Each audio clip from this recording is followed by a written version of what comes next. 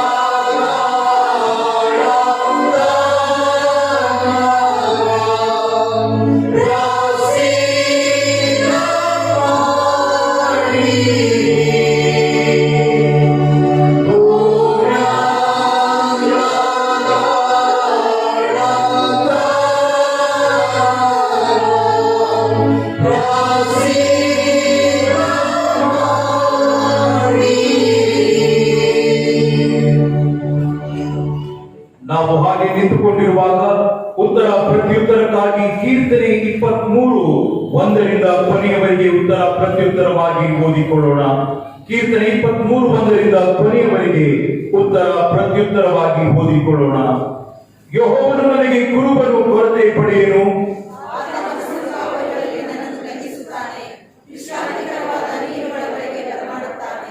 ನನ್ನ ಪ್ರಾಣವನ್ನು ಜೀವಿಸ ಮಾಡಿ ತನ್ನ ಹೆಸರಿಗೆ ತಕ್ಕಂತೆ ನೀತಿ ಮಾರ್ಗದಲ್ಲಿ ನನ್ನನ್ನು ನಡೆಸುತ್ತಾನೆ.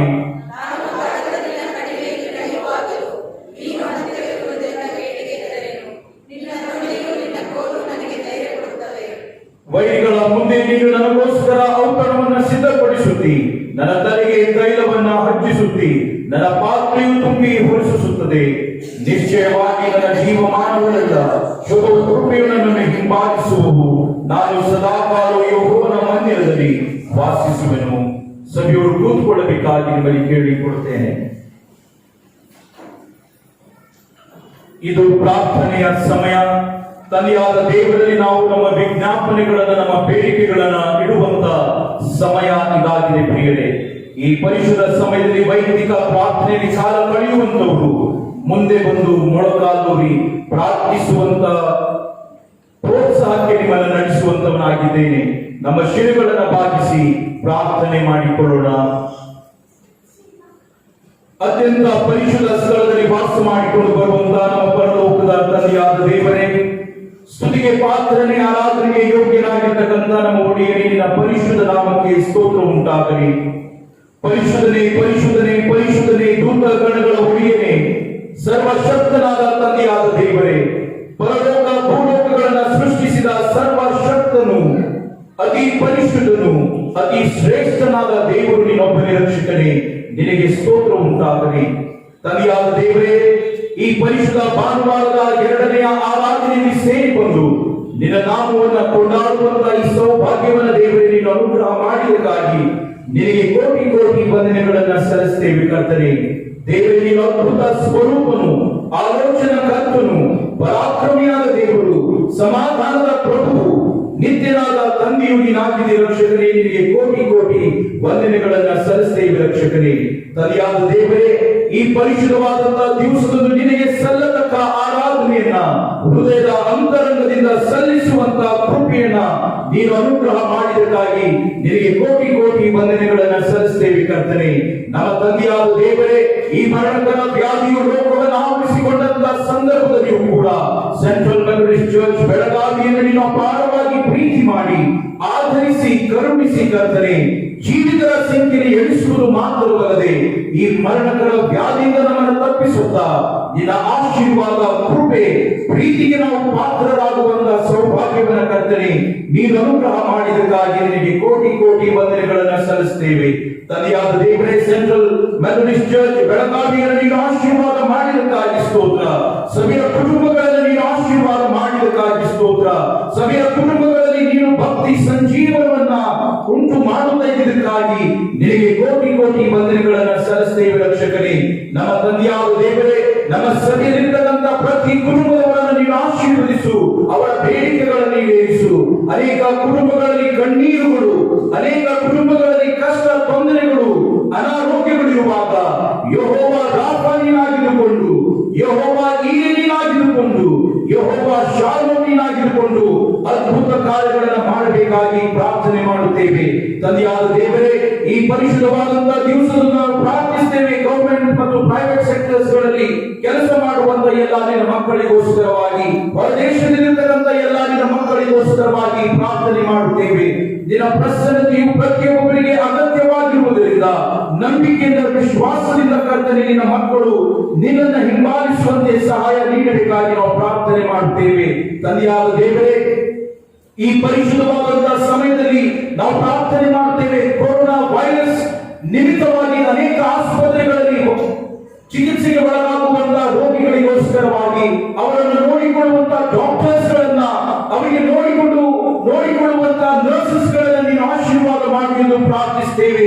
ತಮ್ಮ ಜೀವನವನ್ನೇ ಮುಡುಪಾಗಿಟ್ಟುಕೊಂಡರೆ ಅವರಿಗೆ ಸಹಾಯವನ್ನ ಚಿಕಿತ್ಸೆಯ ಮುಖಾಂತರವಾಗಿ ಅವರು ನೀಡುತ್ತಿರುವಾಗ ಅವರಿಗೆ ಬೇಕಾದಂತಹ ಆರೋಗ್ಯವನ್ನ ನೀನು ಅನುಗ್ರಹ ಮಾಡುವುದು ನಿನ್ನಲ್ಲಿ ಪ್ರಾರ್ಥನೆ ಮಾಡುತ್ತೇವೆ ರಕ್ಷಕನೇ. ನಿನ್ನ ಪ್ರೀತಿ, ಕೃಪಾಶೀರ್ವಾದಗಳಿಂದ ನಿನ್ನ ಭಕ್ತರನ್ನ ಮುನ್ನಡೆಸು ಎಂದು ಪ್ರಾರ್ಥನೆ ಮಾಡುತ್ತೇವೆ. ಈ ಪರಿಶುದ್ಧ ಸಮಯದಲ್ಲಿ ನಿನ್ನ ಪರಿಶುದ್ಧ ಸ್ಥಳದಲ್ಲಿ ಮೊಳಕಾಲೂರಿ ನಿನ್ನಲ್ಲಿ ನಂಬಿಕೆ ಇಟ್ಟು ಬಂದಂತಹ ನಿನ್ನ ಮಕ್ಕಳನ್ನು ಆಶಾಭಂಗಪಡಿಸದೆ, ನಿರಾಶೆಗೊಳಿಸದೆ, ಇಗೋ ಮಕ್ಕಳೇ ಹೆದರಬೇಡಿ, ನಾನು ನಿಮ್ಮೊಂದಿಗಿದ್ದೇನೆ, ದಿಗ್ಭ್ರಮೆಗೊಳ್ಳದಿರಿ, ನಾನು ನಿಮ್ಮ ದೇವರಲ್ಲಿ ಹೇಳುತ್ತಾ ಅವರ ಪ್ರಾರ್ಥನೆಗೆ ನೀನು ಸದುತ್ತರವನ್ನು ದಯಪಾಲಿಸಿ ಅವರಿಗೆ ಇರ್ತಕ್ಕಂಥ ಕೊರತೆ, ಕಷ್ಟಗಳನ್ನು ತೆಗೆದುಹಾಕಿ ಅವರ ಹೃದಯದಲ್ಲಿ ಸಾಕ್ಷಿಯು ಮೂಡಲಿಕ್ಕಾಗುವಂತೆ, ದೇವರು ನನ್ನನ್ನು ಎಂದಿಗೂ ಕೂಡ ಕೈ ಬಿಡುವುದಿಲ್ಲ ಎನ್ನುವಂತಹ ನಂಬಿಕೆಯಲ್ಲಿ ಸಂತೋಷದಿಂದ ತಮ್ಮ ಸ್ಥಳಗಳಿಗೆ ಹೋಗುವಂತೆ ನಿನ್ನ ಸಹಾಯವನ್ನು ನಿನ್ನ ಮಕ್ಕಳಿಗೆ ದಯಪಾಲಿಸು. ನಿನ್ನ ನಿತ್ಯ ಜೀವದ ವಾಕ್ಯವನ್ನ ಈ ದಿವಸ ಹಂಚುವಂತ ನಿನ್ನ ದಾಸರನ್ನು ನೀನು ಆಶೀರ್ವಾದ ಮಾಡುತ್ತಂತಾನೆ. ಅವರ ಮುಖಾಂತರವಾಗಿ ನೀನು ಮಾತನಾಡಿ ನಿನ್ನ ವಾಕ್ಯದ ಪುರಾತ್ಮವನ್ನ, ನಿನ್ನ ಪುನರುತ್ಥಾನದ ಸಂದೇಶವನ್ನ ನಿನ್ನ ಭಕ್ತರಿಗೆ ನೀಡಬೇಕಾಗಿ ಪ್ರಾರ್ಥನೆ ಮಾಡುತ್ತೇವೆ. ಮತ್ತು ನಾವಲ್ಲಿ ನಮ್ಮೆಲ್ಲರನ್ನ ನಿನ್ನ ಪರಿಶುದ್ಧ ಹಸ್ತಕ್ಕೆ ಒಪ್ಪಿಸಿಕೊಡುತ್ತೇವೆ. ಆದಿಯು ಮಧ್ಯಸ್ಥನು ಅಂತ್ಯವು ನೀನಾಗಿದ್ದುಕೊಂಡು ಮಹಿಮೆಯನ್ನು ಹೊಂದಿಕೊಳ್ಳಬೇಕಾಗಿ ನಜರೇತಿನ ಯೇಸು ಕ್ರಿಸ್ತನ ಪರಿಶುದ್ಧ ನಾಮದಲ್ಲಿ ಬೇಡಿ ಹೊಂದಿದ್ದೇವೆ ನಮ್ಮ ಕರ್ತನೆ. ಆಮೆನ್. ಪರಲೋಕದಲ್ಲಿರುವ ನಮ್ಮ ತಂದೆ, ನಿನ್ನ ನಾಮವು ಪರಿಶುದ್ಧವೆನಿಸಲ್ಪಡಲಿ, ನಿನ್ನ ರಾಜ್ಯವು ಬರಲಿ, ನಿನ್ನ ಚಿತ್ತವು ಪರಲೋಕದಲ್ಲಿ ನೆರವೇರುವ ಪ್ರಕಾರ ಭೂಲೋಕದಲ್ಲಿ ನೆರವೇರಲಿ. ನಮ್ಮ ಅನುದಿನದ ಆಹಾರವನ್ನು ದಯಪಾಲಿಸಿ ಕೊಡು. ನಮಗೆ ತಪ್ಪು ಮಾಡಿದವರನ್ನು ನಾವು ಕ್ಷಮಿಸುವಂತೆ ನಮ್ಮ ತಪ್ಪುಗಳನ್ನು ಕ್ಷಮಿಸು. ನಮ್ಮನ್ನು ಶೋಧನೆಗೆ ಸೇರಿಸದೆ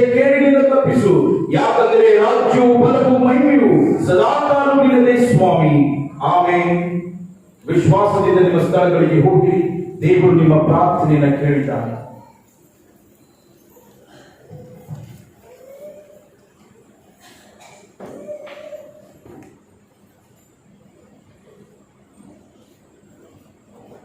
ಈ ದಿನಕ್ಕೋಸ್ಕರವಾಗಿ ಆರಿಸಿಕೊಳ್ಳಲ್ಪಟ್ಟಿರ್ತಕ್ಕಂಥ ದೇವರ ವಾಕ್ಯದ ಭಾಗವು ಶ್ರೀ ಪೌಲನು ಕೊರಿಂಥದವರಿಗೆ ಬರೆದ ಮೊದಲನೇ ಪತ್ರಿಕೆ 15ನೇ ಅಧ್ಯಾಯ 3ನೇ ವಚನದ ಬಿ ಭಾಗದಿಂದ 8ನೇ ವಚನದವರೆಗೆ. ಶ್ರೀ ಪೌಲನು ಕೊರಿಂಥದವರಿಗೆ ಬರೆದ ಮೊದಲನೇ ಪತ್ರಿಕೆ 15ನೇ ಅಧ್ಯಾಯ 3ನೇ ವಚನದ ಬಿ ಭಾಗದಿಂದ 8ನೇ ವಚನದವರೆಗೆ. ಇಲ್ಲಿ ದೇವರ ವಾಕ್ಯ ಈ ರೀತಿಯಾಗಿ ಬರೆಯಲ್ಪಟ್ಟಿದೆ. ಅದು ನಾನು ಸಹ ಕಲಿತುಕೊಂಡಂತೆ, ಅದೇನೆಂದರೆ ಶಾಸ್ತ್ರದಲ್ಲಿ ಮುಂತಿಳಿಸಿರುವ ಪ್ರಕಾರ ಕ್ರಿಸ್ತನು ನಮ್ಮ ಪಾಪಗಳ ನಿವಾರಣೆಗಾಗಿ ಸತ್ತನು, ಹೂಣಲ್ಪಟ್ಟನು, ಶಾಸ್ತ್ರದ ಪ್ರಕಾರವೇ 3ನೇ ದಿನದಲ್ಲಿ ಎಬ್ಬಿಸಲ್ಪಟ್ಟನು. ಕೇವಲಿಗೂ ಆಮೇಲೆ 12 ಮಂದಿ ಅಪೊಸ್ತಲರಿಗೂ ಕಾಣಿಸಿಕೊಂಡನು. ತರುವಾಯ ಒಂದೇ ಸಮಯದಲ್ಲಿ 500 ಮಂದಿಗಿಂತ ಹೆಚ್ಚು ಸಹೋದರರಿಗೆ ಕಾಣಿಸಿಕೊಂಡನು. ಇವರಲ್ಲಿ ಹೆಚ್ಚು ಜನರು ಇಂದಿನವರೆಗೂ ಇದ್ದಾರೆ, ಕೆಲವರು ನಿದ್ರೆ ಹೋಗಿದ್ದಾರೆ. ತರುವಾಯ ಆತನು ಯಾಕೋಬನಿಗೂ ಆಮೇಲೆ ಅಪೊಸ್ತಲರೆಲ್ಲರಿಗೂ ಕಾಣಿಸಿಕೊಂಡರು. ಕಡೆಗೆ ದಿನ ತುಂಬದೆ ಹುಟ್ಟಿದವನಂತಿರುವ ನನಗೂ ಕಾಣಿಸಿಕೊಂಡನು ಎಂಬುದೇ. ದೇವರ ಈ ವಾಕ್ಯಗಳನ್ನು ನಮ್ಮೆಲ್ಲರ ಆತ್ಮೀಯ ಲಾಭಕ್ಕಾಗಿ ಆಶೀರ್ವದಿಸಲಿ. ಆಮೇಲೆ ಈ ಸಂದರ್ಭದಲ್ಲಿ ಮಗುವಿಗೆ ದೀಕ್ಷಾ ಸ್ನಾನ ಕೊಡಿಸಲಿರುವಂತಹ ತಂದೆ ತಾಯಿಗಳು ಮಗುವನ್ನ ಮುಂದೆ ತರಬೇಕಾಗಿ ಕೇಳಿಕೊಳ್ಳುತ್ತೇವೆ.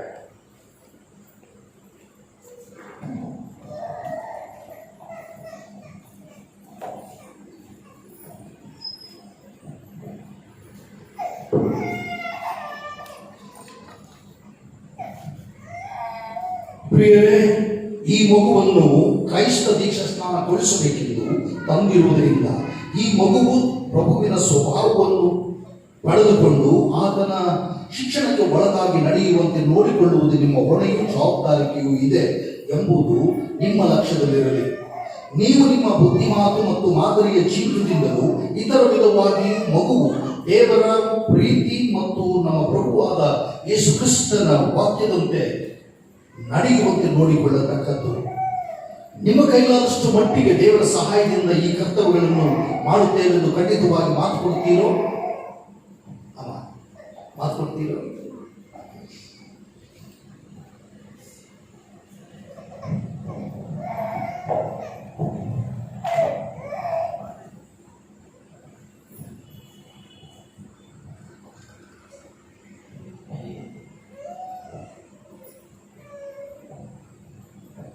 ಎಲಿನ ನಾನು ನಿನಗೆ ತಂದೆಯ ಮಗನ ಪವಿತ್ರಾತ್ಮ ಹೆಸರಿನಲ್ಲಿ ದೀಕ್ಷಾ ಸ್ನಾನ ಕೊಡುತ್ತೇನೆ. ತಂದೆಯಾದ ದೇವರು ನಿನ್ನನ್ನು ಆಶೀರ್ವದಿಸಿ ಬಲಪಡಿಸಿ ಲೋಕದಲ್ಲಿ ನಿನ್ನನ್ನು ಕಾಯ್ದು ಕಾಪಾಡಲಿ. ಆಮೆನ್.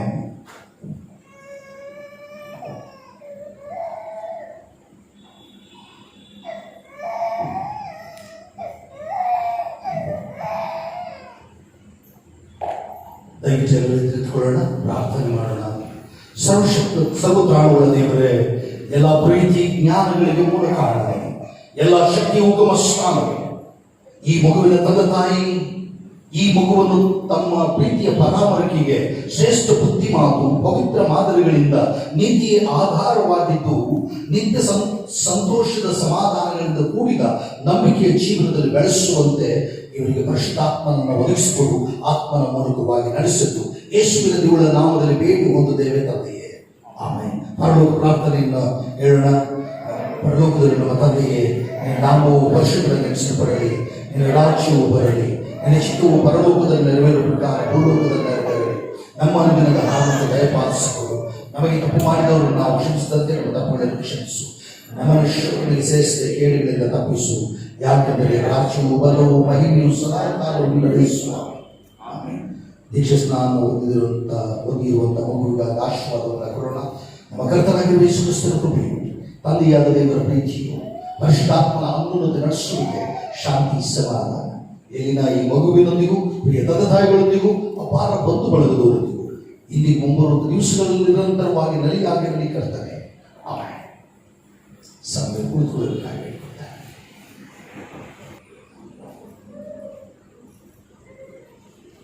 ದೇವರ ಪರಿಶುದ್ಧ ನಾಮಕ್ಕೆ ಸ್ತೋತ್ರ ಉಂಟಾಗಲಿ. ಈ ಪರಿಶುದ್ಧ ಸಮಯದಲ್ಲಿ ನಮ್ಮ ಮಧ್ಯದಲ್ಲಿ ಯಾರಾದರೂ ಹೊಸದಾಗಿ ಪರಿಶುದ್ಧ ಆರಾಧನೆಗೆ ಬಂದಿರುವುದಾದರೆ ತಾವು ಕುಂತ ಸ್ಥಳದಲ್ಲಿ ಎದ್ದು ನಿಲ್ಲಬೇಕಾಗಿ ನಿಮಗೆ ಕೇಳಿಕೊಳ್ಳುತ್ತೇವೆ. ನಿಮ್ಮನ್ನ ಈ ಸಮಯದಲ್ಲಿ ಪರಿಶುದ್ಧ ಆರಾಧನೆಗೆ ಆಹ್ವಾನಿಸುವಂತವರಾಗಿದ್ದೇವೆ. ನಮ್ಮ ಮಧ್ಯದಲ್ಲಿ ಇಬ್ಬರು ಸಹೋದರರು ಇರ್ತಕ್ಕಂಥದ್ದು ಬಹಳಷ್ಟು ಸಂತೋಷ. ಮಾನ್ಯ ಜಿಲ್ಲಾ ಮೇಲ್ವಿಚಾರಕರ ಪರವಾಗಿ ಮತ್ತು ಸಭೆಯ ಎಲ್ಲ ಸದಸ್ಯರುಗಳ ಪರವಾಗಿ ನಿಮ್ಮಿಬ್ಬರನ್ನ ಕ್ರಿಸ್ತೇಸುವಿನ ಮೊದಲ ನಾಮದಲ್ಲಿ ಆಹ್ವಾನಿಸುವಂತವರಾಗಿದ್ದೇವೆ. ತಂದೆಯಾದ ದೇವರು ನಿಮ್ಮಿಬ್ಬರನ್ನ ವಿಶೇಷವಾದ ರೀತಿಯಲ್ಲಿ ಆಶೀರ್ವದಿಸಿ ನಿಮ್ಮ ಬೇಡಿಕೆಗಳನ್ನ ಈಡೇರಿಸಲಿ. ದಯಮಾಡಿ ಕೂತ್ಕೊಳ್ಳಿ. ಸಭೆಗೆ ಸಾರಿ ತಿಳಿಸುವಂತಹ ಪ್ರಕಟಣೆ.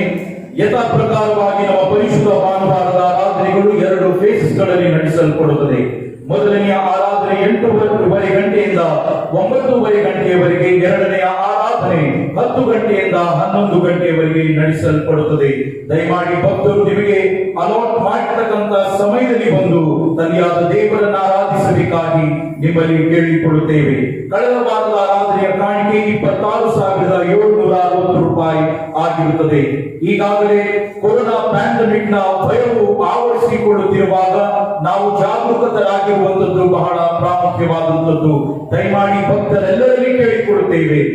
ನೀವು ಕುಟುಂಬದಲ್ಲಿರುವಾಗ, ನೀವು ಹೊರಗಡೆ ಹೋಗುವಾಗ, ಪರಿಶುದ್ಧ ಆರಾಧನೆಗೆ ಬರುವಾಗ ಮಾಸ್ಕ್ಗಳನ್ನ ಮತ್ತು ಸೋಷಿಯಲ್ ಡಿಸ್ಟೆನ್ಸ್ ಅನ್ನ ತಾವು ಮೇಂಟೈನ್ ಮಾಡಬೇಕಾಗಿ ನಿಮ್ಮಲ್ಲಿ ಕೇಳಿಕೊಳ್ಳುತ್ತೇವೆ.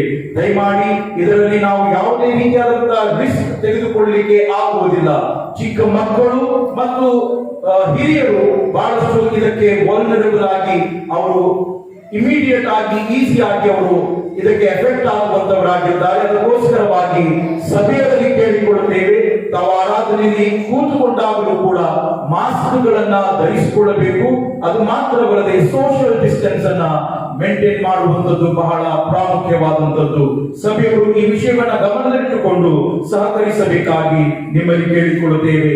ಆರಾಧನೆಗೆ ಬರುವಾಗ ಮೊದಲನೆಯ ಗೇಟ್ನಿಂದ ಪ್ರವೇಶ ಮಾಡಿ ಆರಾಧನೆ ಮುಗಿದ ನಂತರ ಈ ವಿಂಗ್ ಕಡೆಯಿಂದ ಇರತಕ್ಕಂತ ಎರಡನೆಯ ಗೇಟಿನ ಮುಖಾಂತರ ಹೊರಗಡೆ ಹೋಗಬೇಕಾಗಿ ನಿಮ್ಮಲ್ಲಿ ಕೇಳಿಕೊಳ್ಳುತ್ತೇವೆ. ಮತ್ತು ಎಲ್ಲಿ ಕೂಡ ಕ್ರೌಡೆಡ್ ಒಂದು ಸಮಯವನ್ನ ತಾವು ಮಾಡಿಕೊಳ್ಳದೆ, ಕ್ರೌಡಿಯಾಗಿ ನಿಂತುಕೊಳ್ಳದೆ ಆರಾಧನೆ ಆದ ಬಳಿಕ ನೀವು ನಿಮ್ಮ ಮನೆಗಳಿಗೆ ಹೋಗಬೇಕಾಗಿ ನಿಮ್ಮಲ್ಲಿ ವಿನಂತಿಸಿಕೊಳ್ಳುತ್ತೇವೆ. ಕನ್ಫರ್ಮೇಶನ್ ಕ್ಲಾಸ್ ಪ್ರತಿ ಗುರುವಾರ 6 ಗಂಟೆಯಿಂದ 7:30 ಗಂಟೆವರೆಗೆ ನಡೆಸಲ್ಪಡುತ್ತದೆ. ಈ ನಿನ್ನೆ ಅಡಾಕ್ ಕಮಿಟಿಯ ತೀರ್ಮಾನವು ಇಂದಿನಿಂದ ಮುಂದೆ ಸಂಡೇ ಸ್ಕೂಲ್ ಫರ್ದರ್ ನೋಟಿಸ್ ವರೆಗೂ ನಡೆಸಲಾಗುವುದಿಲ್ಲ. ಮಾನ್ಯ ಜಿಲ್ಲಾ ಮೇಲ್ವಿಚಾರಕರ ಅಧ್ಯಕ್ಷತೆಯಲ್ಲಿ ಈ ಡಿಸಿಷನ್ ಅನ್ನ ಮಕ್ಕಳ ಹಿತಕ್ಕೋಸ್ಕರವಾಗಿ ತೆಗೆಯಲ್ಪಟ್ಟಿದೆ. ಅದಕ್ಕೋಸ್ಕರವಾಗಿ ಸಂಡೇ ಸ್ಕೂಲ್ ಆರಾಧನೆ ಇರುವುದಿಲ್ಲ. ಉಳಿದ ನಮ್ಮ ಆರಾಧನೆಯ ಪ್ರಕಾರವಾಗಿ ಜರುಗಿಸಲ್ಪಡುತ್ತವೆ. ನೂತನ ವರ್ಷ ಪ್ರಾರಂಭವಾಗಿ ಸುಮಾರು 4 ತಿಂಗಳುಗಳು ಮುಕ್ತಾಯಗೊಂಡಿವೆ. ಪ್ರಿಯರೇ, ಇಂದಿಗೂ ಕೂಡ ಅನೇಕ ನಮ್ಮ ಟೈಪ್ ಬುಕ್ಕಿನಲ್ಲಿ ಅನೇಕ ಭಕ್ತರ ಹೆಸರುಗಳು ಅದೇ ಎಂಟಿ ಆಗಿವೆ. ಇದು ಟೈಪ್ ಕೊಡುವಂತದ್ದು ದಯಮಾಡಿ ಕಂಪಲ್ಷನ್ ಆಗಿ ತಾವು ತೆಗೆದುಕೊಳ್ಳದೆ ಪ್ರಿವಿಲೇಜ್ ಆಗಿ ಸೌಭಾಗ್ಯವಾಗಿ ತೆಗೆದುಕೊಂಡು ತಾವು ನೀವು ದೇವರು ಮಾಡಿದಂತಹ ಮಹೋಪಕಾರಗಳನ್ನ ನೆನೆಸಿ ಆತನಿಗೆ ಸಲ್ಲಿಸಬೇಕಾದ ದಶಮಾಂಶವನ್ನ ತಾವು ಸಲ್ಲಿಸುವಂತದ್ದು ನಿಮ್ಮ ಆದ್ಯ ಕರ್ತವ್ಯವಾಗಿದೆ. ಅದಕ್ಕೋಸ್ಕರವಾಗಿ ನಿಮ್ಮ ಟೈಪ್ ಬುಕ್ ಜೀವಭಾಗದ ಪಟ್ಟಿದ್ದ ಹಾಗೆ. ಅದಕ್ಕೋಸ್ಕರವಾಗಿ ನೀವು ನಿಮ್ಮ ಟೈಪ್ಸ್ ಗಳನ್ನ ಸರಿಯಾದಂತಹ ಸಮಯದಲ್ಲಿ ಕೊಡುತ್ತಾ ಕರ್ತನನ್ನ ಮಹಿಮೆ ಪಡಿಸಬೇಕಾಗಿ ನಿಮ್ಮಲ್ಲಿ ಕೇಳಿಕೊಳ್ಳುತ್ತೇವೆ.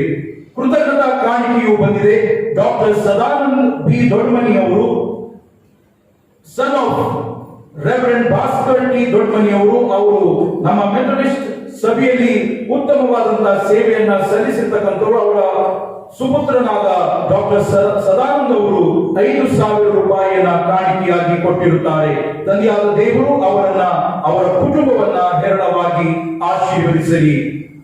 ಈ ವಾರದಲ್ಲಿ ಜನ್ಮ ದಿವಸ ಮತ್ತು ಮದುವೆಯ ವಾರ್ಷಿಕೋತ್ಸವವನ್ನು ಆಚರಿಸಿಕೊಳ್ಳುವಂತವರ ಹೆಸರುಗಳು ಈ ರೀತಿಯಲ್ಲಿವೆ. 18 April 2021 Mrs Aruna Bhushan Mrs. Anita R. Bandi, Master Joel J. Satigeri, Rohit Gaikwad. 19ನೇ ತಾರೀಕಿನಂದು Mr. Anil D. Jhande, Prajwal Malapur. 20ನೇ ತಾರೀಕಿನಂದು Mrs. Lata P. Kundargi, Mrs. Vinaya D. Soms, Mrs. Chandra Leela, wife of Reverend J. Kumar, DSL. Joseph Nagpur. 21ನೇ ತಾರೀಕಿನಂದು mister Stanley A Gardavar, Sona Karbannavar. 22ನೇ ತಾರೀಕಿನಂದು Mrs Susanna S Annakki, master Arvin R Daniel, master Rohan J Mohare, mister Joseph Nagnur. 23ನೇ ತಾರೀಕಿನಂದು mister Shyam Sundar Pooja, miss M J Sangeetha, miss Teresa M Dodmani.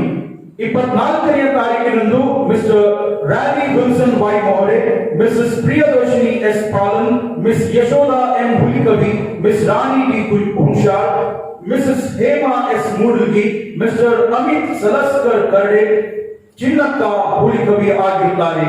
ಈ ವಾರದಲ್ಲಿ ಮದುವೆಯ ವಾರ್ಷಿಕೋತ್ಸವವನ್ನು ಆಚರಿಸಿಕೊಳ್ಳುವಂತವರ ಹೆಸರುಗಳು ಈ ರೀತಿಯಲ್ಲಿವೆ. 24/2021 mister Anand Ashok and Susan Anand, Mr. James Paiwat and Mrs. Pravina Reena. 21ನೇ ತಾರೀಕಿನಂದು ಮಿಸ್ಟರ್ ಅಶೋಕ್ and Mrs. ಆಶಾ ಮಾಳ್ಗೆ.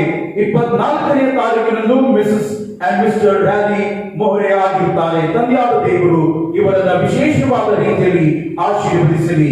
ಮದುವೆಯ ಪ್ರಕಟಣೆ. ನಮ್ಮ ಸಭೆಯ ಸದಸ್ಯರಾದ ಮಿಸಸ್ ಅಂಡ್ ಮಿಸ್ಟರ್ ಸ್ಯಾಮ್ಯುಯಲ್ ಎಂಬವರ ಮಗನಾದ ಮಿಸ್ಟರ್ ಸೈಮನ್ ಎಬ್ನೆಸ್ ಎಂಬ ಆತನಿಗೂ ಹಾಗೂ ಬೆಥೆಲ್ ಸಿಎಸ್ಐ ಚರ್ಚ್ ವಾಲ್ನೆಸ್ ಬಾಡಿ ಸಭೆಯ ಸದಸ್ಯರಾದ ಮಿಸ್ಟರ್ ಅನಿಲ್ ಜಿ ಮೊಹತೆ ಎಂಬವರ ಮಗಳಾದ ಮಿಸ್ ಲೇಖಾ ಅನಿಲ್ ಮೊಹತೆ ಎಂಬ ಆಕೆಗೂ ದಿನಾಂಕ 20 ಏಪ್ರಿಲ್ 2021 ಸಾಯಂಕಾಲ 4 ಗಂಟೆಗೆ ಪರಿಶುದ್ಧ ವಿವಾಹವು ಇದೇ ನಮ್ಮ ಪರಿಶುದ್ಧ ದೇವಾಲಯದಲ್ಲಿ ಸೆಂಟ್ರಲ್ ಮೆಥಡಿಸ್ಟ್ ಚರ್ಚ್ ಬೆಳಗಾವಿಯಲ್ಲಿ ಜರುಗಿಸಲ್ಪಡುತ್ತದೆ. ಈ ಮದುವೆಯ ಸಂಬಂಧವಾಗಿ ಏನಾದರೂ ಅಡ್ಡಪಂತ್ರಗಳು ಕಂಡು ಬಂದಲ್ಲಿ ಸಭಾ ಪಾಲಕರಿಗೆ ಲಿಖಿತ ಮೂಲಕ ತಿಳಿಸತಕ್ಕದ್ದು. ಇದು ಸಭೆಗೆ ಸಾರುವ 3ನೇ ಮತ್ತು ಕೊನೆಯ ಪ್ರಕಟಣೆಯಾಗಿರುತ್ತದೆ. ನಮ್ಮ ಸಭೆಯ ಸದಸ್ಯರಾದ miss and mister Stanley John Adina ಎಂಬವರ ಮಗನಾದ ಮಿಸ್ಟರ್ ನಯನ್ ಎಸ್ ಅಡೀನಾ ಎಂಬ ಆತನಿಗೂ ಹಾಗೂ Hebich memorial CSI church Dharwad ಸಭೆಯ ಸದಸ್ಯರಾದ ಡಾಕ್ಟರ್ ಸದಾನಂದ್ ಪಿ ದೊಡ್ಮನಿ ಎಂಬವರ ಮಗಳಾದ ಮಿಸ್ ಜಸ್ಟಿನಾ ಎಂಬ ಆಕೆಗೂ ದಿನಾಂಕ 9 ಮೇ 2021 ಸಾಯಂಕಾಲ 4 ಗಂಟೆಗೆ ಇದೇ ನಮ್ಮ ಸೆಂಟ್ರಲ್ ಮೆಥಡಿಸ್ಟ್ ಚರ್ಚ್ ಬೆಳಗಾವಿಯಲ್ಲಿ ಜರುಗಿಸಲ್ಪಡುತ್ತದೆ. ಈ ಮದುವೆಯ ಸಂಬಂಧವಾಗಿ ಏನಾದರೂ ಅಡ್ಡಪಂತ್ರಗಳು ಕಂಡು ಬಂದಲ್ಲಿ ಸಭಾ ಪಾಲಕರಿಗೆ ಲಿಖಿತ ಮೂಲಕ ತಿಳಿಸತಕ್ಕದ್ದು ಸಭೆಗೆ ಸಾರುವ ಮೊದಲನೆಯ ಪ್ರಕಟಣೆ ಆಗಿರುತ್ತದೆ. ಬರ್ತ್ಡೇ ಸೆಲೆಬ್ರೆಂಟ್ಸ್ಗಳು ಮತ್ತು ವೆಡ್ಡಿಂಗ್ ಆನಿವರ್ಸರಿ ಸೆಲೆಬ್ರೆಂಟ್ಸ್ಗಳು ಪರಿಶುದ್ಧ ವಿವಾಹದಲ್ಲಿ ಪ್ರವೇಶವಾಗುವಂತ ಯೌವನಸ್ಥ ಮಕ್ಕಳು ನಮ್ಮ ಮಧ್ಯದಲ್ಲಿರುವುದಾದರೆ ತಾವು ಎದ್ದು ನಿಲ್ಲಬೇಕಾಗಿ ನಿಮಗೆ ಕೇಳಿಕೊಳ್ಳುತ್ತೇವೆ. ನಿಮಗೋಸ್ಕರವಾಗಿ ಪ್ರಾರ್ಥನೆ ಮಾಡಲಾಗುತ್ತದೆ. ನಮ್ಮ ಶಿರಗಳನ್ನು ಭಾಗಿಸಿ ಪ್ರಾರ್ಥನೆ ಮಾಡಿಕೊಳ್ಳೋಣ. ಅತ್ಯಂತ ಪರಿಶುದ್ಧ ಸ್ಥಳದಲ್ಲಿ ವಾಸ ಮಾಡಿಕೊಂಡು ಬರುವಂತಹ ನಮ್ಮ ಪರಲೋಕದ ತಂದೆಯಾದ ದೇವರೇ, ನಿನಗೆ ಸ್ತೋತ್ರ ಉಂಟಾಗಲಿ. ನೂತನ ವರ್ಷದಲ್ಲಿ ಕಾಲಿಡುವಂತಹ ಸೌಭಾಗ್ಯವನ್ನು ನಿನ್ನ ಮಕ್ಕಳಿಗೆ ದಯಪಾಲಿಸಿದ್ದಿ, ನಿನಗೆ ಸ್ತೋತ್ರ. ಹುಟ್ಟು ಹಬ್ಬವನ್ನು ಆಚರಿಸಿಕೊಳ್ಳುವಂತಹ ನಿನ್ನ ಮಕ್ಕಳನ್ನ, ಮದುವೆಯ ವಾರ್ಷಿಕೋತ್ಸವವನ್ನು ಆಚರಿಸಿಕೊಳ್ಳುವಂತಹ ನಿನ್ನ ಮಕ್ಕಳನ್ನ, ಪರಿಶುದ್ಧ ವಿವಾಹದಲ್ಲಿ ಪ್ರವೇಶವಾಗುವಂತ ಯೌವನಸ್ಥ ಮಕ್ಕಳನ್ನ ನೀನು ಆಶೀರ್ವದಿಸು. ಅವರ ಜೀವನದಲ್ಲಿ ನಾಯಕನು, ಪಾಲಕನು, ರಕ್ಷಕನು, ಮುನ್ನೂತನು ನೀನಾಗಿರುಕೊಂಡು ನಡೆಸಬೇಕಾಗಿ ಪ್ರಾರ್ಥನೆ ಮಾಡುತ್ತೇವೆ. ಘನ ಮಾನ ಮಹಿಮೆ ಸ್ತುತಿ ಸ್ತೋತ್ರಗಳು ನಿನಗುಂಟಾಗಲಿ. ನಜರೇತಿನ ಯೇಸು ಕ್ರಿಸ್ತನ ಪರಿಶುದ್ಧ ನಾಮದಲ್ಲಿ ಬೇಡಿ ಹೊಂದಿದ್ದೇವೆ ನಮ್ಮ ಕರ್ತನೆ, ಆಮೆನ್. ಈ ಪರಿಶುದ್ಧ ಸಮಯದಲ್ಲಿ ನಾವು ದೇವರ ನಿತ್ಯ ಜೀವದ ವಾಕ್ಯವನ್ನ ಧ್ಯಾನ ಮಾಡುವುದಕ್ಕಾಗಿ ನಮ್ಮನ್ನ ನಾವು ಆತ್ಮಿಕ ಸಿದ್ಧತೆಯನ್ನ ಮಾಡಿಕೊಳ್ಳುವ ಹಾಗೆ ತಂಡದವರು ಮುಂದೆ ಬಂದು ನಮ್ಮನ್ನ ಸ್ತುತಿಗೀತೆಯಲ್ಲಿ ನಡೆಸಬೇಕಾಗಿ ಕೇಳಿಕೊಳ್ಳುತ್ತೇನೆ.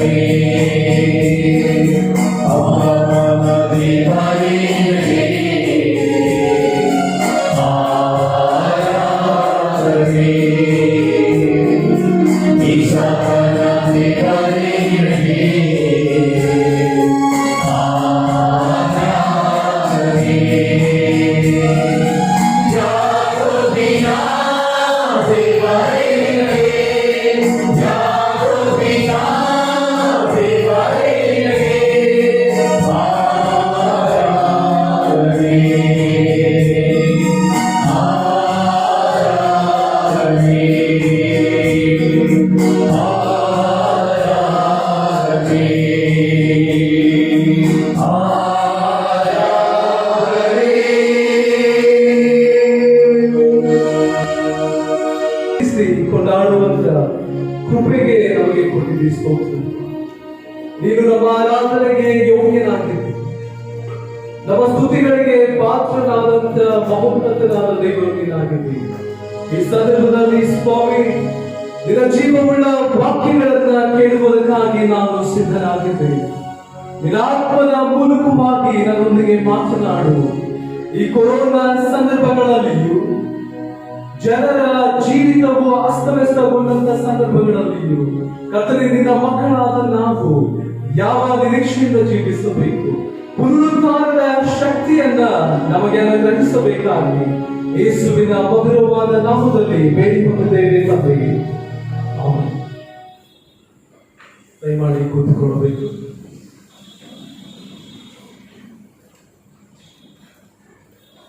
ದೇವರ ವಾಕ್ಯದ ಧ್ಯಾನಕ್ಕಾಗಿ ಮೊದಲನೇ ಕೊರಿಂಥದವರಿಗೆ ಬರೆದ ಪತ್ರಿಕೆ 15ನೇ ಅಧ್ಯಾಯದ 3ರಿಂದ 8 ವಚನಗಳು ಈಗಾಗಲೇ ನಮ್ಮ ಮಧ್ಯದಲ್ಲಿ ಓದಲಾಗಿದೆ.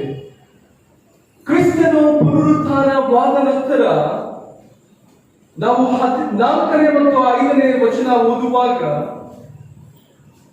For what I received I passed on to you as of first importance, that Christ died for our sins according to the scriptures, that he was buried, that he was raised on the third day according to the scriptures.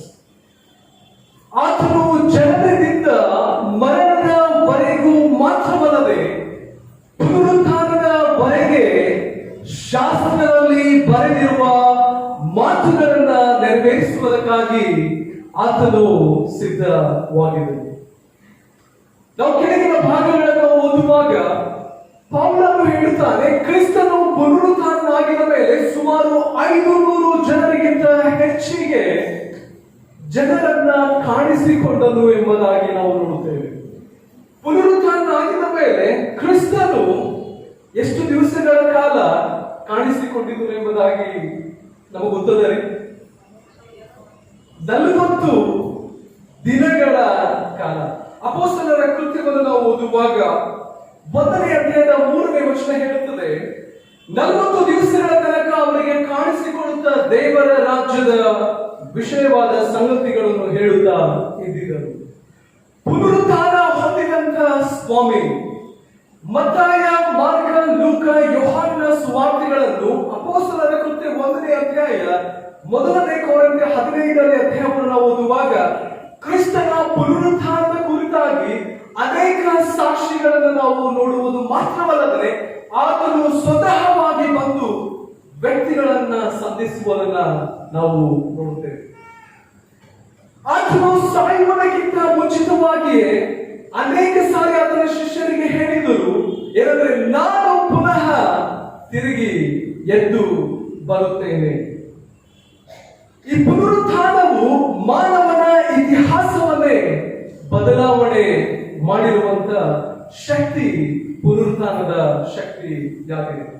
ಇವತ್ತು ಅನೇಕ ಸಾರಿ ನಾವು ಸಭೆಗಳಲ್ಲಿ ಹೆಚ್ಚಾಗಿ ಪಾಪಗಳ ಕುರಿತಾಗಿ ಅಥವಾ ಮರಣದ ಕುರಿತಾಗಿ ನಾವು ಸಂದೇಶಗಳನ್ನ ಕೇಳಿ ಅಲ್ಲಿಗೆ ನಮ್ಮ ಆಲೋಚನೆಗಳನ್ನು ನಾವು ನಿಲ್ಲಿಸುತ್ತೇವೆ.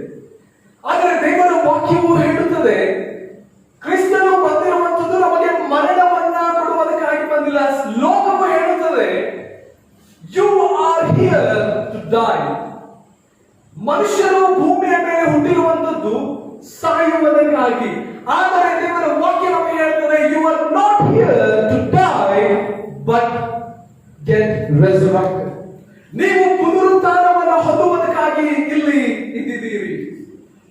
1ನೇ ಕೊರಿಂಥ 15-14 ವರ್ಷದಿಂದ ಓದುವಾಗ, ಒಂದು ವೇಳೆ ಕ್ರಿಸ್ತನು ಪುನರುತ್ಥಾನ ಹೊಂದಿರಲಿಲ್ಲ ಎಂಬುದಾಗಿ ನಾವು ನೋಡುವಾಗ, ಕ್ರಿಸ್ತನು ಎದ್ದು ಬರಲಿಲ್ಲವಾದರೆ ನಮ್ಮ ಪ್ರಸಂಗವು ಅದು ಪೂರ್ವವಿಲ್ಲದಂತ ಪ್ರಸಂಗವಾಗಿರುತ್ತಿತ್ತು. ನಾನು ಇನ್ನು ಇಲ್ಲಿ ಬಂದು ಆರಾಧನೆ ಮಾಡುವಂತ ಅವಶ್ಯಕತೆ ಇದ್ದಿರ್ತಾ ಇರಲಿಲ್ಲ. ಇದನ್ನ ನಾವು ಇಲ್ಲಿ ಕೂತಿರುವಂತ ಪ್ರಾಮುಖ್ಯವಾದಂತಹ ಸಂಗತಿ ಏನಿದೆ ಅಂದ್ರೆ, it is the power of resurrection that made us and brought us in the presence of God. ಪುನರುತ್ಥಾನ ಅನ್ನುವಂಥದ್ದು ಗ್ರೀಕ್ ಶಬ್ದದ ಅನಸ್ತಾಸಿಯೋಸ್ ಅನ್ನುವಂಥ ಶಬ್ದದಿಂದ ರಿಸರೆಕ್ಷನ್ ಎಂಬುದಾಗಿ ನಾವು ನೋಡುತ್ತೇವೆ. ಅದರ ಅರ್ಥ ರೈಸ್ ಅಗೇನ್, ಪುನಃ ಎದ್ದೇಳು. ಈ ದಿನ ನಾವು ದೇವರ ವಾಕ್ಯದಿಂದ ಧ್ಯಾನ ಮಾಡುವುದಕ್ಕಾಗಿ ಹೋಗುತ್ತಾ ಇದ್ದೇವೆ. What does the resurrection of Christ display?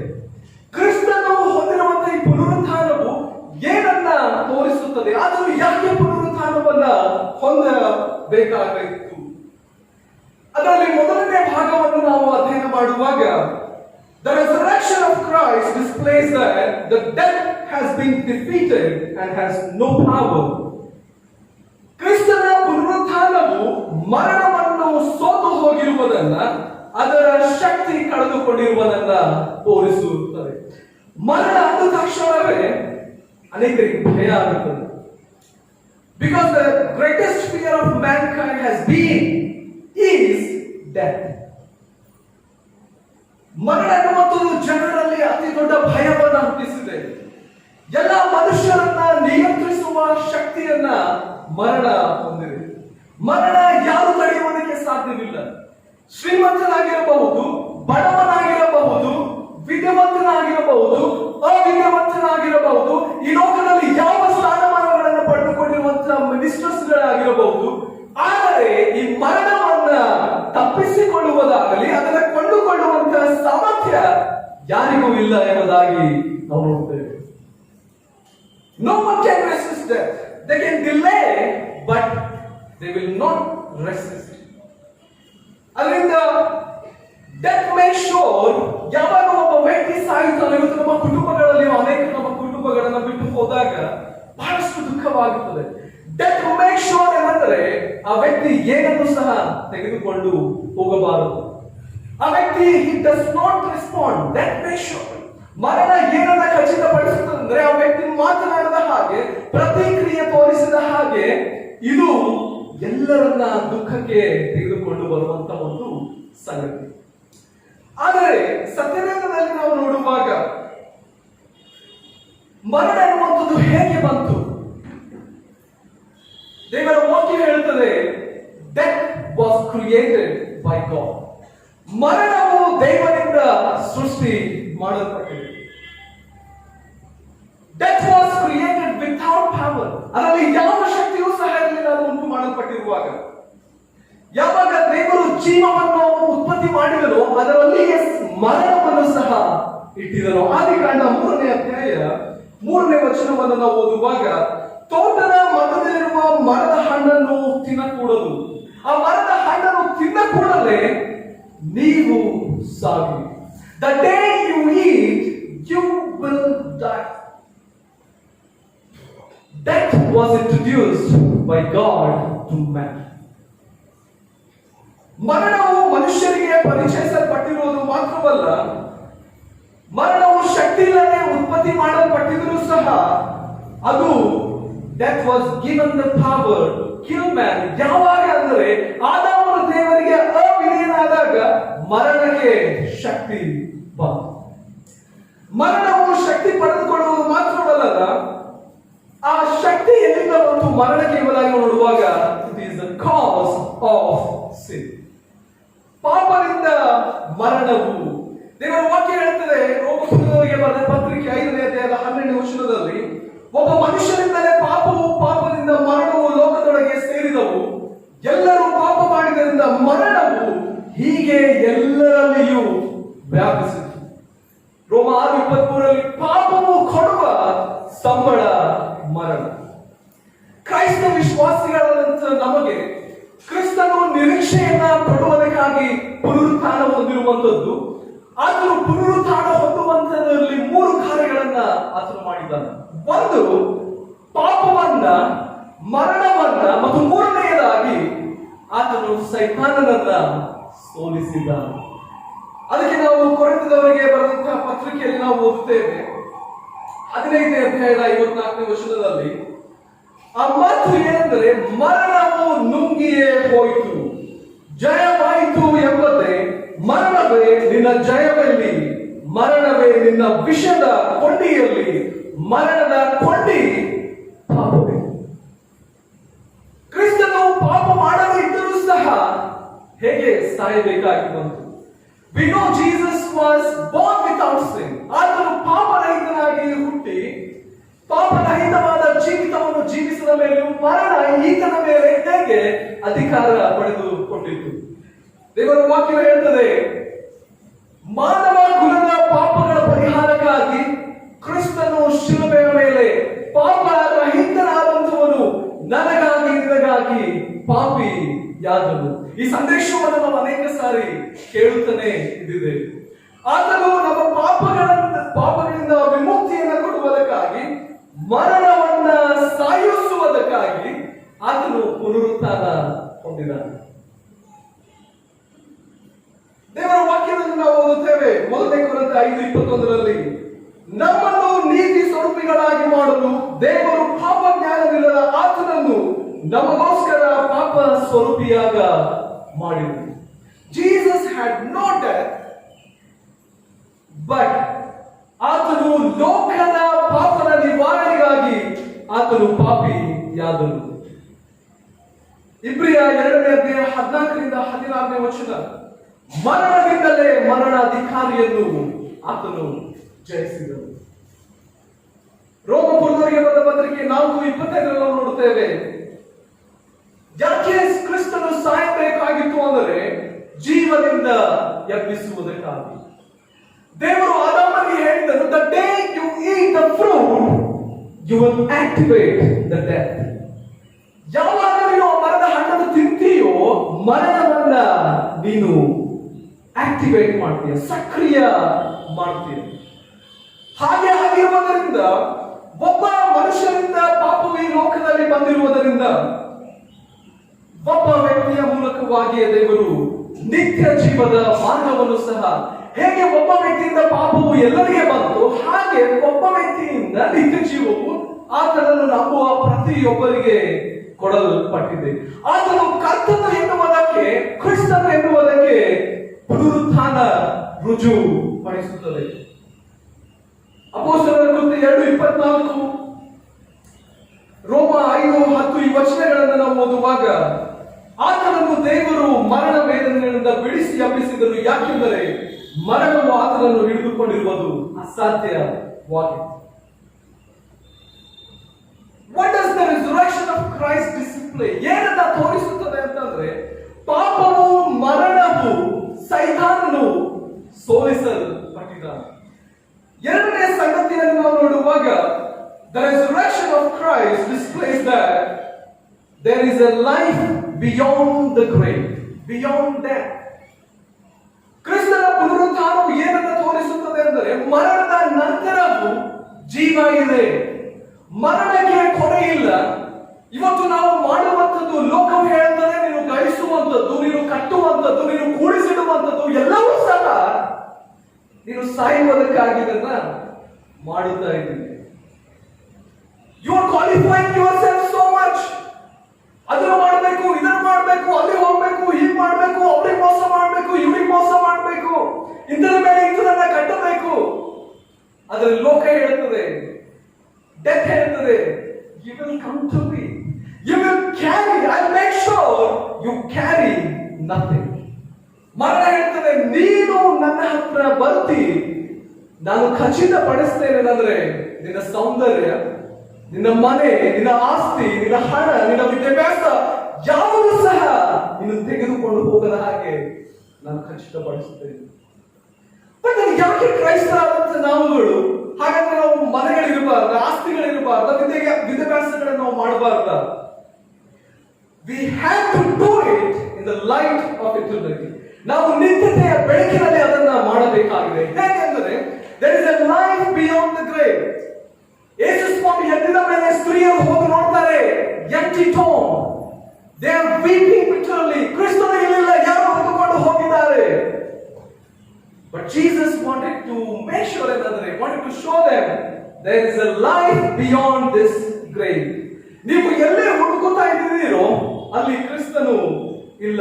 ರೋಮ 5:18-19 ಆತನ ಮೂಲಕವಾಗಿಯೇ ನಾವು ನೀತಿವಂತರಾಗುವುದು ಮಾತ್ರವಲ್ಲದೆ, ಆತನು ಸತ್ತು ಜೀವಿತನಾಗಿರುವುದರಿಂದ ಆ ಜೀವವು, ಪುನರುತ್ಥಾನವು ನಮಗೂ ಸಹ ಕೊಡಲ್ಪಟ್ಟಿದೆ. ಕ್ರಿಸ್ತನನ್ನು ನಂಬಿರುವಂತಹ ವ್ಯಕ್ತಿಗಳಿಗೆ ಕೊಡಲ್ಪಟ್ಟಿದೆ.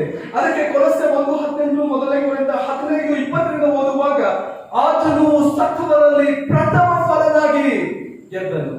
First fruit. ಆತನ ಹಿಂದೆ ಇರುವಂತಹ ನಾವೆಲ್ಲರೂ ಸಹ ಸಮಾಧಿ ನಮ್ಮನ್ನು ತಡೆಯುವುದಕ್ಕೆ ಸಾಧ್ಯವಿಲ್ಲ. ನಾವು ಈ ಲೋಕದ ಯಾವ ಸಂಗತಿಗಳು ನಾವು ಪುನರುತ್ಥಾನ ಮಾಡುವುದಕ್ಕೆ ತಡೆಯುವುದಕ್ಕೆ ಸಾಧ್ಯವಿಲ್ಲ. ಯೋಹಾನ 11:20 ಅದಕ್ಕೆ ಸ್ವಾಮಿ ಹೇಳ್ತಾರೆ, ಇನ್ನು ಸಾಯುವುದಕ್ಕಿಂತ ಮುಂಚಿತವಾಗಿ ನಾನೇ ಪುನರುತ್ಥಾನವು ಜೀವವು ಆಗಿದ್ದೇನೆ, ನನ್ನನ್ನು ನಂಬುವವನು ಏನ್ ಮಾಡಿದರು? ಸತ್ತರು. ಮರಣ ಹೇಳುತ್ತದೆ, I will kill you, but Jesus says I will rise you. ನೀವು ಸತ್ತರು ಪ್ರತಿಯೊಬ್ಬನು ಅವನು ಸಾಯುವುದಿಲ್ಲ. ನನ್ನನ್ನು ನಂಬುತ್ತಾ ನಂಬುತ್ತಾ ಪ್ರತಿಯೊಬ್ಬನು ಬದುಕುತ್ತಾ ನನ್ನನ್ನು ನಂಬುವನು ಎಂದಿಗೂ ಸಹ ಸಾಯುವುದಿಲ್ಲ. ಇವತ್ತು ನಾವು ಜೀವಿಸುತ್ತಾ ಇದ್ದೇವೆ. ನಮ್ಮ ಜೀವನಗಳನ್ನು ನಾವು ನೋಡುವಾಗ ಆ ಪುನರುತ್ಥಾನದ ಶಕ್ತಿ ನಾವು ಅರ್ಥ ಮಾಡಿಕೊಳ್ಳಬೇಕಾಗಿದೆ. It is beyond the grave, it is beyond our limitation. ನಮ್ಮ ಆಲೋಚನೆಗಳಿಗಿಂತ ಉನ್ನತವಾದಂಥದ್ದು. ಮತ್ತು 1 ಕೊರಿಂಥ 6:20 ನೋಡುತ್ತೇವೆ, ನಾವು ನಮ್ಮ ಸ್ವಂತ ಸ್ವತಃ ಈ ದೇಹದಲ್ಲಿ ನಾವು ಸೃಷ್ಟಿಸಲ್ಪಟ್ಟಿರುವಂತಹ ಪ್ರಾಮುಖ್ಯವಾದ ಉದ್ದೇಶ ನಿಮ್ಮ ದೇಹದಲ್ಲಿ ದೇವರ ಪ್ರಭಾವವನ್ನು ಪ್ರಕಾಶ ಪಡಿಸಿರಿ. ನಾವು ಕ್ರಿಸ್ತನು ನಮ್ಮನ್ನು ನಿತ್ಯ ಜೀವ ಪುನರುತ್ಥಾನವನ್ನ ಕೊಡುತ್ತಾನೆ ಎಂಬುದಾಗಿ ನಂಬಿರುವಂತಹ ನಮ್ಮ ಜೀವಿತಗಳಲ್ಲಿ ನಾವು ಮೂರನೆಯದಾಗಿ ಅರ್ಥ ಮಾಡಿಕೊಳ್ಳಬೇಕಾದಂತಹ ಪ್ರಾಮುಖ್ಯವಾದಂತಹ ಸಂಗತಿ ಏನಂದ್ರೆ, the power of resurrection of Christ dwells in every believer and gives hope of our resurrection. ಕ್ರಿಸ್ತನ ಪುನರುತ್ಥಾನ ಹೊಂದಿದ ಕ್ರಿಸ್ತನ ಆತ್ಮದ ಶಕ್ತಿ ಆತನನ್ನು ನಂಬುವ ಪ್ರತಿ ವಿಶ್ವಾಸಿಯ ಜೀವಿತವನ್ನು ನಿರೀಕ್ಷೆಯಿಂದಲೂ ಮತ್ತು ಪುನರುತ್ಥಾನದಿಂದಲೂ ತುಂಬಿಸುತ್ತದೆ. ಕ್ರಿಸ್ತನು ಪುನರುತ್ಥಾನ ಹೊಂದಿ ನಮಗೆ ತೋರಿಸಿಕೊಟ್ಟಿರುವಂತಹ ಸಂಗತಿ ಏನೆಂದರೆ, ದಿಸ್ ಈಸ್ ವಾಟ್ ಹ್ಯಾಪನ್ಸ್. ಈ ರೀತಿಯಾಗಿ ನೀವು ಮರಣ ಹೊಂದಿದ ಮೇಲೆ ಆಗುತ್ತದೆ. That is not going to stop.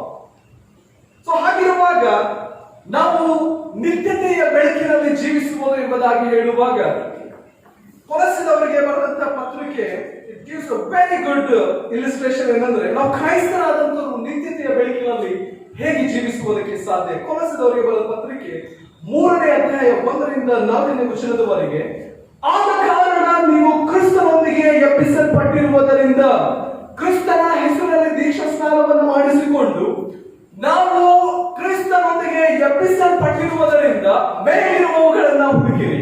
ಅಲ್ಲಿ ಕ್ರಿಸ್ತನು ದೇವರ ಬಲಗಡೆಯಲ್ಲಿ ಆಸನಾರೂಢನಾಗಿದ್ದಾನೆ.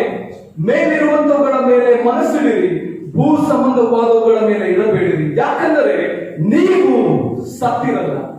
You are already dead.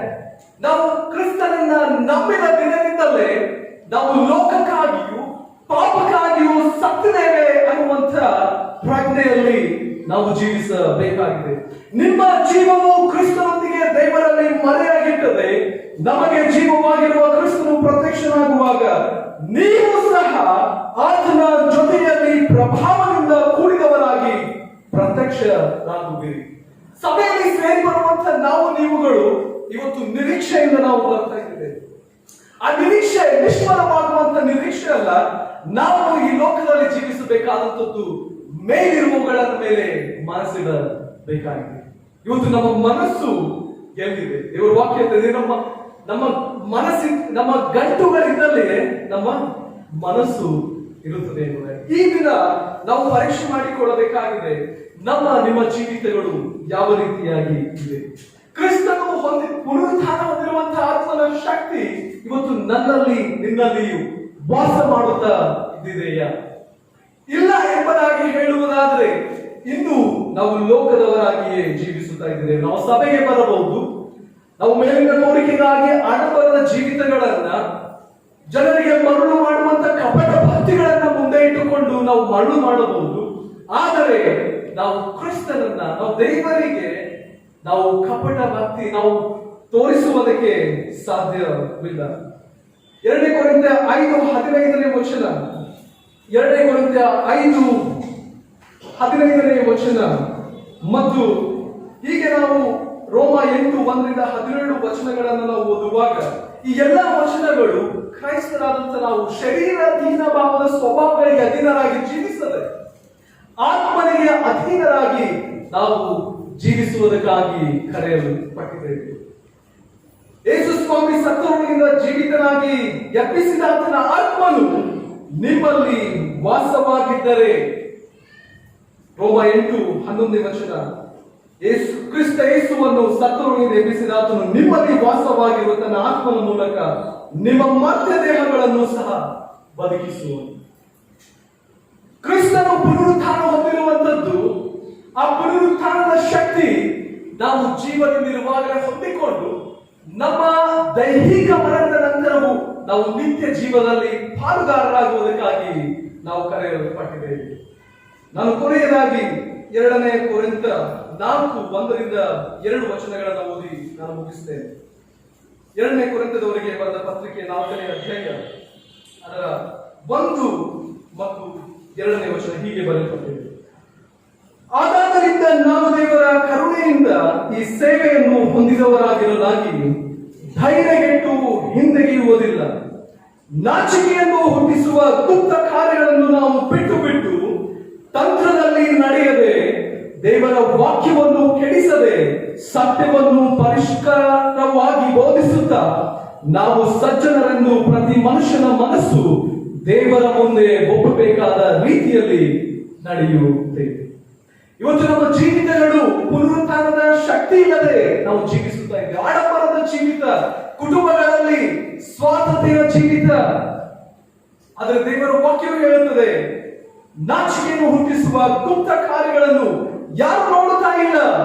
ಮಕ್ಕಳು ನೋಡುತ್ತಾ ಇಲ್ಲ, ಹೆಂಡತಿ ನೋಡುತ್ತಾ ಇಲ್ಲ, ಗಂಡನ ನೋಡುತ್ತಾ ಇಲ್ಲ, ನನ್ನ ತಂದೆ ತಾಯಿಗಳು ಸಹ ನೋಡುತ್ತಾ ಇಲ್ಲ. ಎಷ್ಟರವರೆಗೆ ಈ ಕಾರ್ಯಗಳನ್ನು ನೀವು ಮಾಡುತ್ತೀರಿ? ಇದನ್ನು ಬಿಟ್ಟು ತಂತ್ರದಲ್ಲಿ ನಡೆಯದೆ ನೀವು ಸಜ್ಜನರಾಗಿಯೂ ದೇವರ ಮನುಷ್ಯರಾಗಿಯೂ ಆತನ ಮುಂದೆ ಜೀವಿಸುವಂತೆ ದೇವರು ಕೃಪೆಯನ್ನ ಅನುಗ್ರಹಿಸಲಿ.